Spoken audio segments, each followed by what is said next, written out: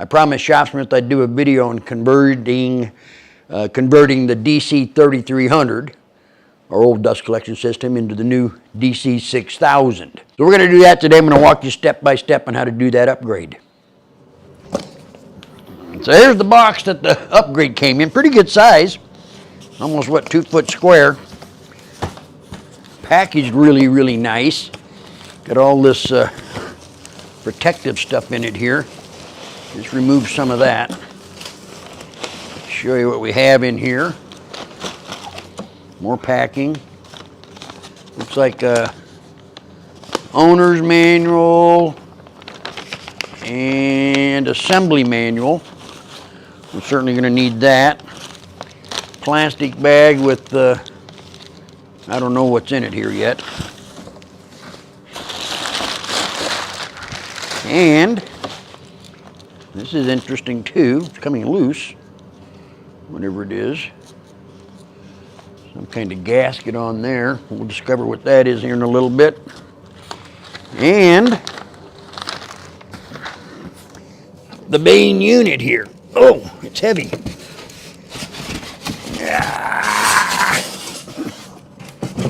Can you see that?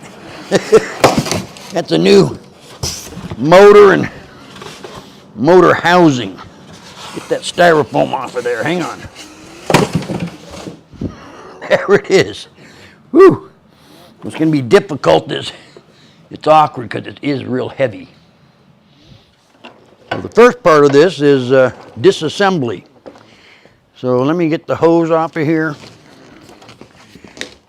Set that aside. I got to get the wand out of here.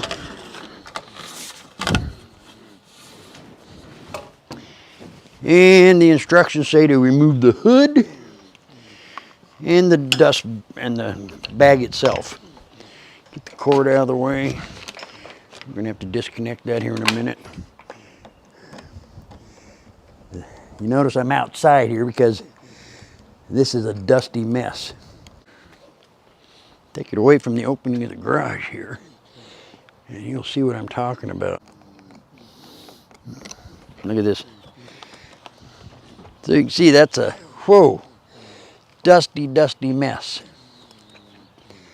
Look at that. Of course, the dust collector will always have a layer of dust on the inside of the bag itself. And that's actually good. It helps with the efficiency. But you can see all this mess here. You can push that right down into the bag. I'm assuming you want to get this cleaned off as much as you can. So that's what I'm trying to do here. Loosen that steel band.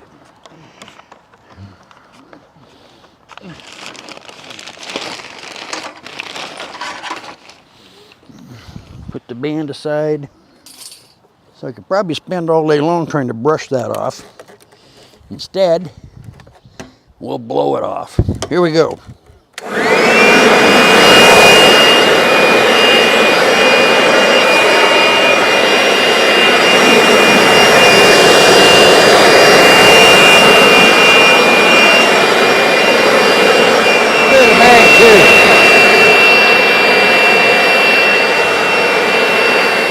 So I think we got that all blown out pretty good. And this is actually the unit we're changing out. This whole unit comes out, the new unit goes in. So we'll take her back into the shop, the cold and the rain and the wind, and finish our disassembly. So our next job is to remove these 4 screws that hold what is called the support bracket. I'll do that now. I want to hang on to those screws. Once those screws are loose, we're supposed to be able to remove the support bracket. That's it. Our next step is to remove our cover plate. We'll do that. And that will give us access to the 4 screws that hold the 3-way inlet.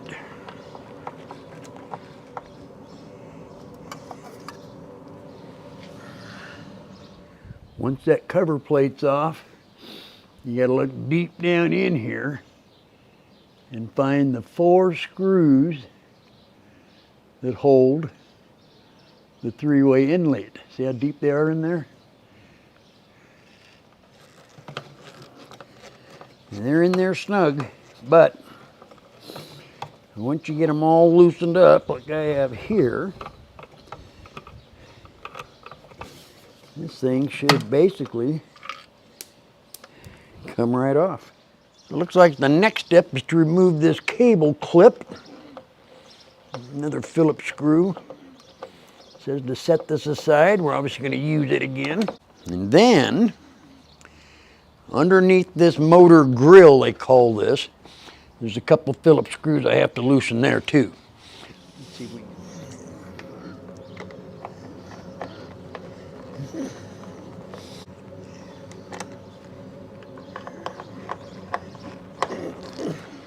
Now I'm going to just unclip the cable that attaches to the on-off switch. So you look closely on your grill. Let me see if I can get a little closer here. Whoops. There's a big opening right here. We're going to push this cable through that once I lift the motor up. So I understand that this then, since everything's disconnected, should lift right up. You say that's the only way you're going to be able to, oh, look at that, it does. Lifts right out. Then we'll feed the cable and cable clip. Guess what? We're disassembled.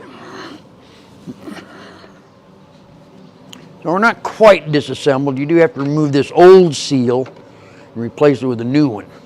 And this thing is on here pretty good, but it looks like it's peeling right off. You're going to want to make sure you clean this off so the new seal sticks on. It's a peel and stick type setup. I think I'm just going to use a chisel here and get off any of the remaining adhesive or residue from that last seal. Now I'm just going to clean her down real good with some mineral spirits. Oh yeah, look at that. That looks good. So the new seal is in a bag included in the packaging. In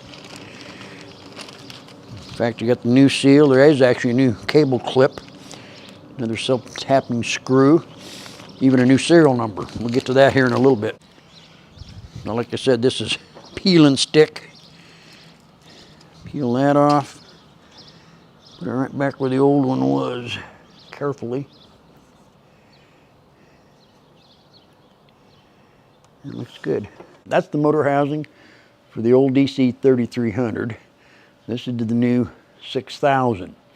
A little bit different shape, a little different engineering. In fact, on the DC-6000, it has this piece called a union coupler. It's a 4-inch inlet is what it is. That slides on like so. So now we're going to take this new motor fan and housing. That's your open end. It's going to be facing down. Set this on the edge. We have both these wires to go through, again, that opening. Get the main one in there first. We have a new capacitor wire on a DC-6000. Once I get those slid in there, all of this should line up and drop right down in. Instructions say to put those 2 screws back in, and it's going to be tough. They're self-tapping. We get them both, and it says to make sure they're secure. Next step, to put our support bracket right over the inlet and replace those 4 screws that we took out earlier.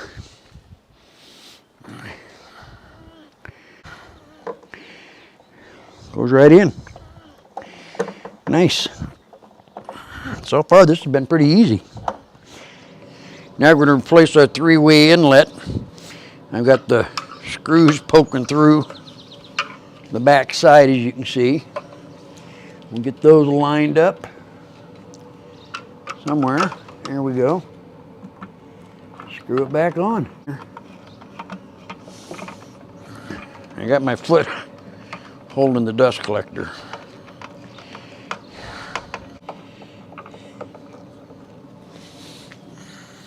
And of course, we put our plate back on. They gave us a new cable clip that's going to hold both the main cable and the capacitor cable. It says to feed the capacitor cable through the hole of one of the legs.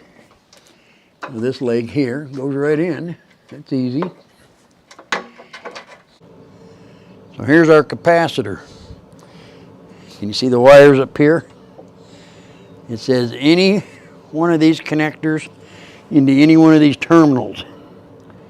The important thing is make sure they're plugged all the way in and secure.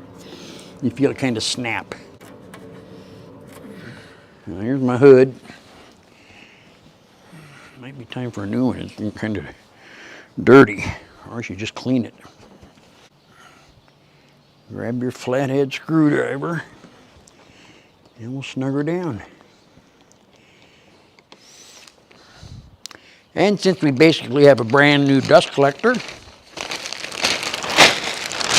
that calls for a brand new bag. I'd had that one for a while.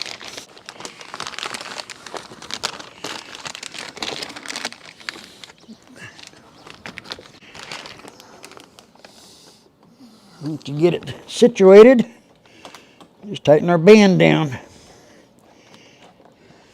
So I've got everything hooked up. We're plugged in. Got my remote. Here's our test.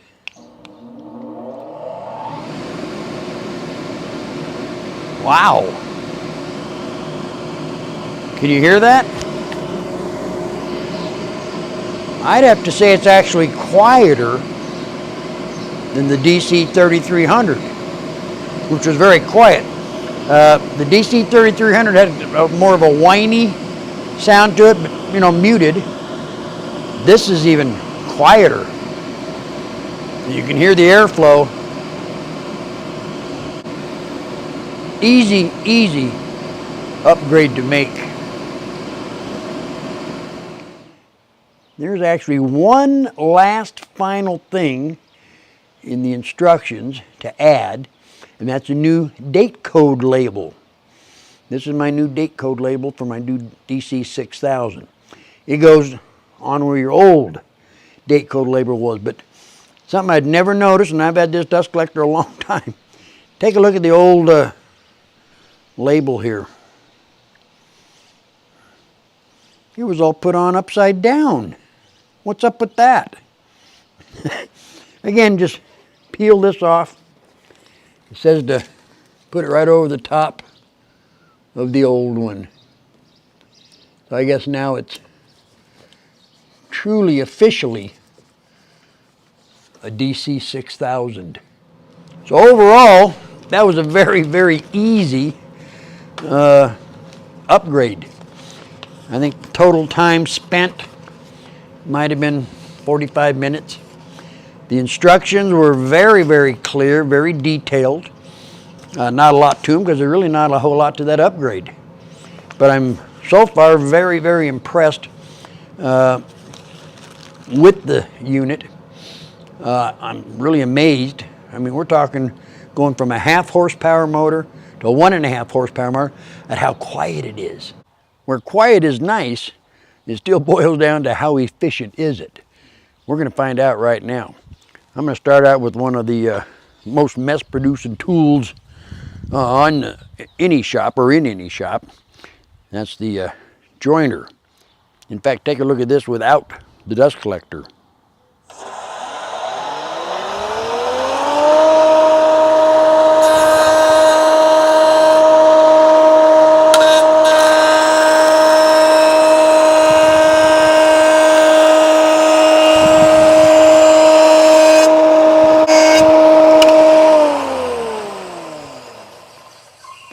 Sure wouldn't take very long to be knee deep. Let's see how the dust collector takes care of it.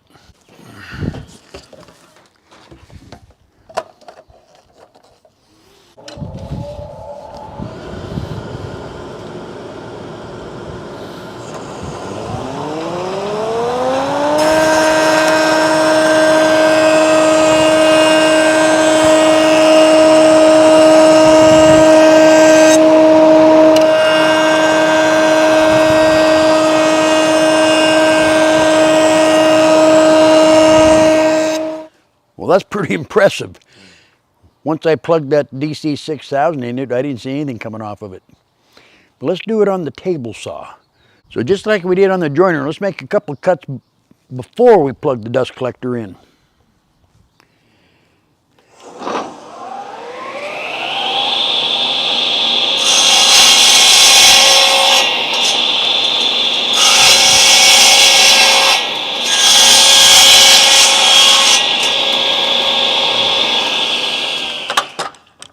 Well, again, there's a lot of mess shooting out at you. So now we'll do it with the dust collector plugged in.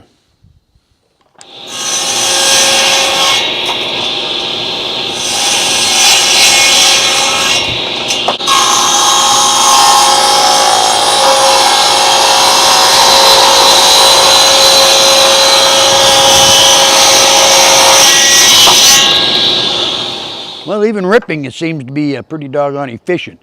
I did, to be honest with you, get a little bit of blowback here, but not near as much as on the old DC-3300.